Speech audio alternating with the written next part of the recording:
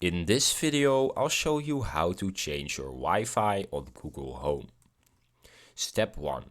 Open the Google Home app on your smartphone or tablet.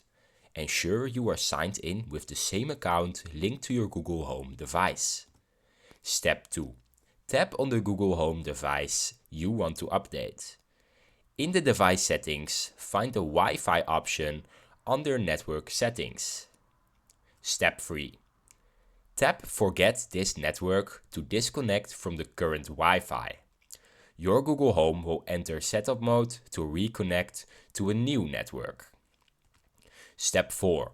Choose the new Wi-Fi network you want to connect to. Enter the password for the network and confirm the connection. Step 5. Test the connection by asking Google Home a command like "Hey Google, what's the weather today?" to ensure it's functioning properly. Follow these steps carefully to achieve the desired outcome with Google Home. For additional troubleshooting or tips, refer to the Google Home support page. Thanks for watching, subscribe.